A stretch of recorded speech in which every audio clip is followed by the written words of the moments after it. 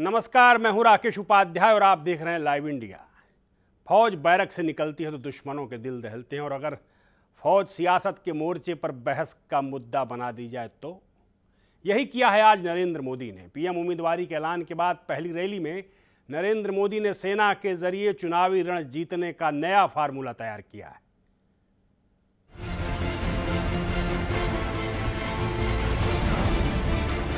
राजनेताओं से मैं कहना चाहता हूं, अगर सच्चा सेक्युलरिज्म देखना है, हमारी सेना के देखो।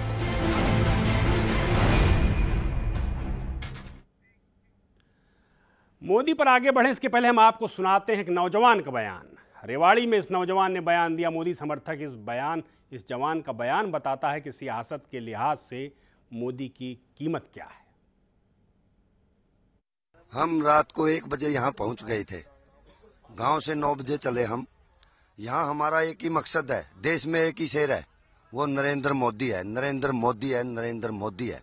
और इसको लोग कहते हैं ना 172 सीट 272 सीट नहीं मिलेगी बीजेपी को, 400 सीट लेके आएगा ये बंदा, इतना विश्वास है हमारा। हम गांव से आए हैं, शहर से नहीं आए हैं, न ही हमें कहीं रिश्वत अपने दम पे आए हैं, न ही पार्टी के उससे आए हैं, खुद खर्च करके आए हैं। और इस बंदे के लिए जान भी हाजिर है। वोट क्या चीज है। तो ये है मोदी समर्थकों की फौज, विपक्ष के सामने खलबली है। मोदी ने रेवाड़ी में पीएम उम्मीदवारी के बाद पहली रैली संबोधित की। रैली में केंद्र पर जमकर निशाना साधा। सच्चर कमेटी की सेना में हिंदू मुस्लिम गिनती पर सवाल उठाए। 1 रैंक 1 पेंशन के मुद्दे पर मनमोहन सरकार को जमकर घेरा।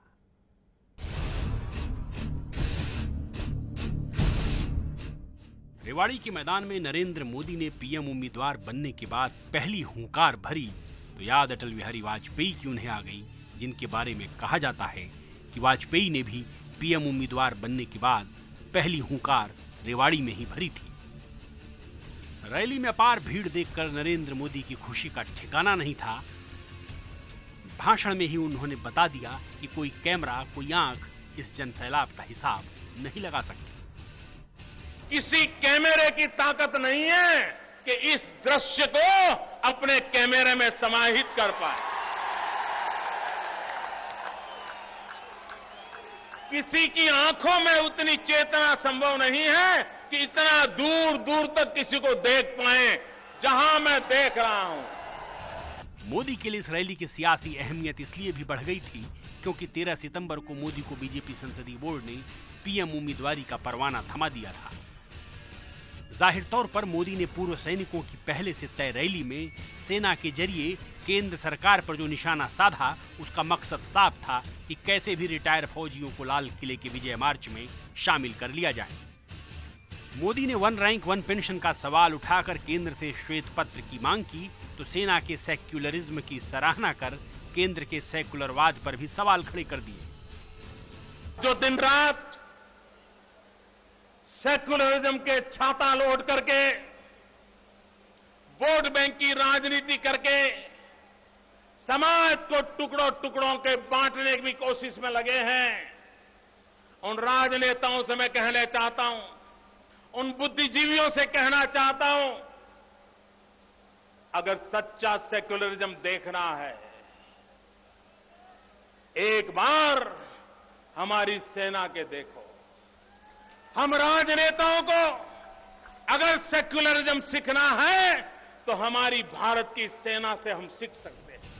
पूर्व सैनिकों के बीच मोदी की हुंकार पर कांग्रेस ने यह कहकर चुटकी ली है कि पहले नरेंद्र मोदी गुजरात में पूर्व सैनिकों की मदद के लिए किए गए कामकाज का ब्यौरा तो दे दें।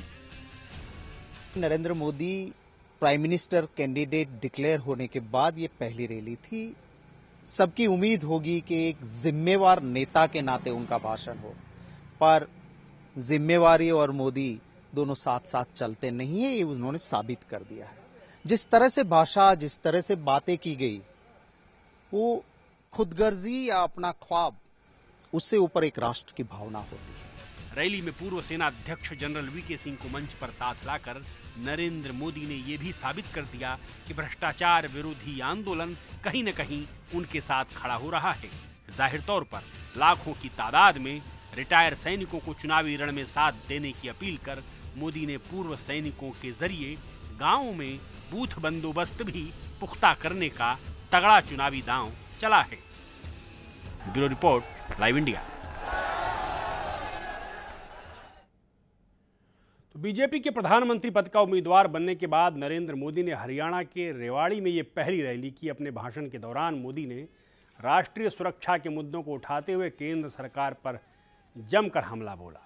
ये 3 तस्वीरें आप देख रहे हैं, पहली हुंकार की तस्वीर और रेवाड़ी की जबरदस्त रैली, जिसको लेकर मोदी खुद बाग बाग हो उठे और केंद्र पर उन्होंने सीधा निशाना साधा कि केंद्र जो सेकुलरवाद की नीति पर चलता है उसे सेना के सेकुलरवाद से सबक लेनी चाहिए। और सवाल उठाया कि आखिर क्यों सच्चर कमेटी के जरिए सेना में हिंदू मुसलमानों की गिनती की कोशिश केंद्र सरकार ने की। 1 रैंक 1 पेंशन का सवाल मोदी ने उठाया। और सबसे अहम, हरियाणा की बंजर जमीन पर जो ख्वाब बीजेपी ने देखने शुरू कर दिए हैं, कभी भी हरियाणा से बीजेपी को अपने 99 का साल छोड़ दिया जाए उस वक्त का चुनाव, तब बीजेपी को 5 लोकसभा सीटें खुद अपने दम पर मिली थीं गठबंधन की राजनीति के तहत। लेकिन उसके बाद लगातार हरियाणा में सियासत की ज़मीन बीजेपी की सूखती चली गई। लेकिन अब 2014 के लिहाज से अगर इस रैली को देखें तो जानकारों का कहना है, राजनीतिक समीक्षकों का कहना है कि ये रैली नहीं महारैला था, और जिसकी कल्पना खुद बीजेपी के नेता नहीं कर पा रहे थे। कितनी भारी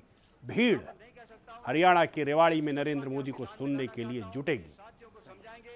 पूर्व सैनिकों की रैली थी, लेकिन जिस तादाद में लोग जुटे उसका संकेत साफ है कि इसमें किसान भी थे, नौजवान भी थे, आम लोग भी थे और छात्र, बुद्धिजीवी, व्यापारी, सारे के सारे।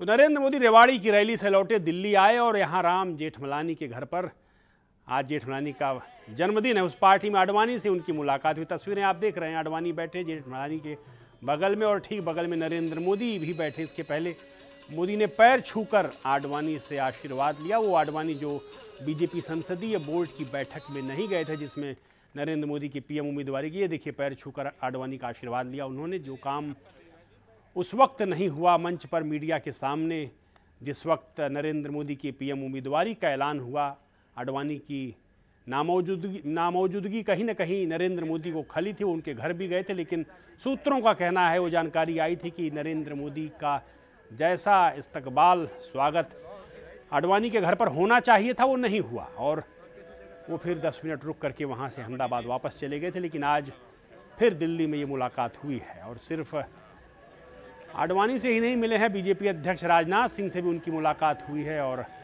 बीजेपी के वरिष्ठ नेता मुरली मनोहर जोशी से भी उन्होंने घर जाकर के मुलाकात की।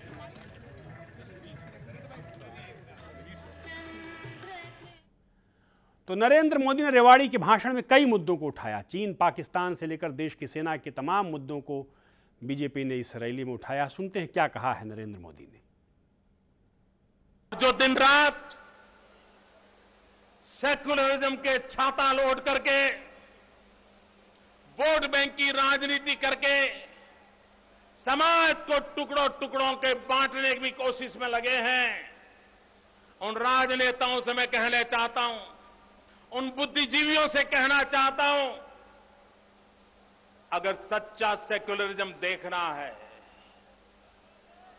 एक बार हमारी सेना के देखो। हम राजनेताओं को अगर सेकुलरिज्म सीखना है तो हमारी भारत की सेना से हम सीख सकते हैं। चीन आए दिन आंखें दिखाता रहता है, हमारी धरती पर घुस जाता है। इतना ही नहीं, ब्रह्मपुत्रा की नदी का पानी रोकने पर उतारू है, अरुणाचल प्रदेश को हड़प करने पर उतारू है। मेरे भाइयों बहनों, क्या ये सब सेना की कमजोरी के कारण हो रहा है? मित्रों, समस्या सीमा पर नहीं है, समस्या दिल्ली में है। मैं आज साफ साफ शब्दों में पाकिस्तान को कहता हूं कि भले आपका जन्म भारत विरोधी राजनीति में से हुआ हो, आपकी भलाई के लिए भी, आपकी युवा पीढ़ी के कल्याण के लिए भी 60 साल से जो गलत रास्ते पर चल पड़े हो, एक बार सोचो, लौट जाओ और सब मिलकर के गरीबी के खिलाफ लड़ाई लड़े, अशिक्षा के खिलाफ लड़ाई लड़े, अंधश्रद्धा के खिलाफ लड़ाई लड़े, जो जनता के चुने हुए प्रतिनिधि मंत्री परिषद में बैठे हुए व्यक्ति ये बयान दे दें कि सेना में तो लोग बनने के लिए ही तो जाते हैं, इससे बुरा कोई व्यवहार नहीं हो सकता है।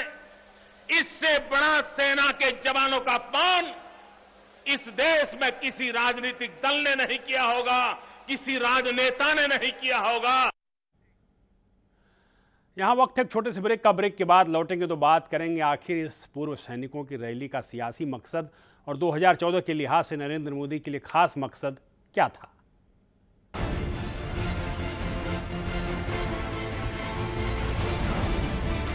उन राजनेताओं से मैं कहना चाहता हूं, अगर सच्चा सेक्युलरिज्म देख रहा है हमारी सेना के देख।